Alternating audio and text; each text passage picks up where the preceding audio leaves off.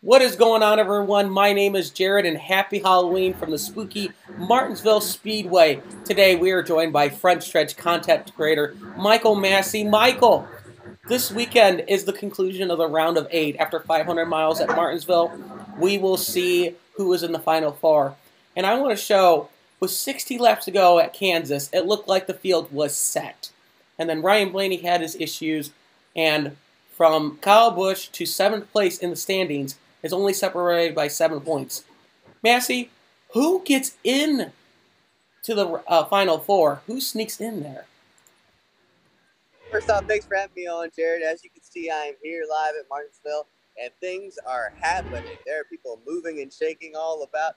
But you're absolutely right. That incident where Austin Dillon hooked Blaney opened up the floodgates for the playoffs. It was going to be a pretty boring round of 8 otherwise. The only guy that's not really within points distance to point his way in is Joey Logano, but is in a must-win situation. But you know what? He's been in a must-win situation before at Martinsville and gotten the job done. So you could see that happen again. But I don't think that's going to happen.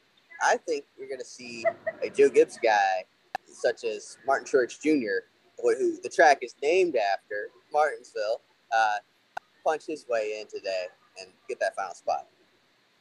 Seems like JGR has a wrap on these short tracks, too. Massie, I want to talk about the, like I said, the first 2 races yesterday of the Xfinity and truck races.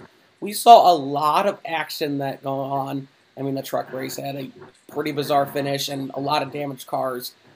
And with so much on the line with points, do you think we're gonna see this chaos with the Cup Series race, or it's going to be more of a tame Martinsville, which is kind of an oxymoron? I think that it'll definitely be calmer than the truck race, the Xfinity race, because at the truck race and like being that way is kind of the norm. I mean, just look at Knoxville earlier in the year. They tend to have wreckfest where the Cup Series tends to have races that could sometimes go without an incident, without a caution for an incident. But there will be a caution for an incident today. There could be a situation where a non-playoff guy takes out a playoff guy. If that happens, things can get interesting. But, I mean, these guys have just as much right to the racetrack as the playoff guys. Now, hopefully it's not an Austin Wayne Self, John Hunter Nemechek situation, because that looked like just a dirty move. He just hooked the guy in the right rear, turned him into the wall. But if it's a deal where it's just you're bumping someone out the way, like Logano and Truex a couple years ago, I don't see any harm in that at all. I mean, that's just Martinsville, right? Exactly. That's why they put, there's not just 8 cars on the track. There's almost 40 cars week in and week out on there, and you have to race every single one of them. Massie, it is my favorite segment. It is Bump or Stump, and Martinsville, it's a tricky track that can conquer, or like I said, for most people, but some people just had that knack for it too. My question is, which active Cup driver has the best average finishing position here at Martinsville? And I'll give you this hint. He was the answer to last week's question as well. I think I heard this earlier in the week. I'm pretty sure it's right. But I believe it would be a person who won there 4 times early in his career and then won there again in 2015. But he hasn't won there recently. He kind of struggled there last year. But I believe it would be a Virginia guy himself in a Virginia track, Denny Hamlin.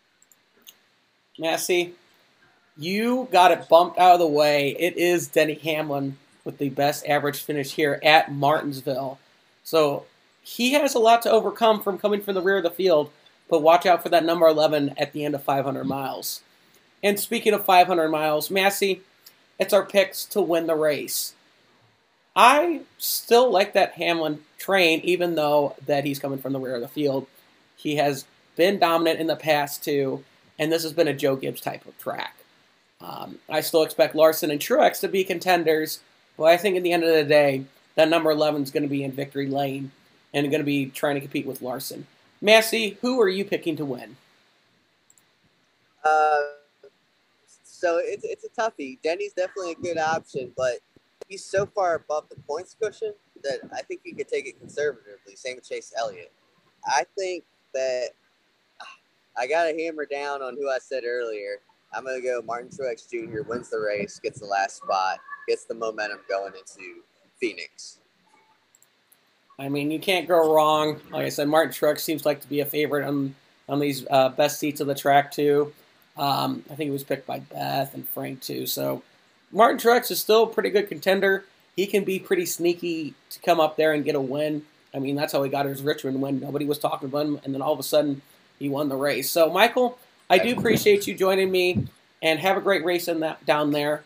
And from everyone here at Frontstretch.com, subscribe to the Frontstretch YouTube page, follow us at Frontstretch.com, and follow Massie on Twitter at M_Massie22. And from everyone here, have a great race weekend.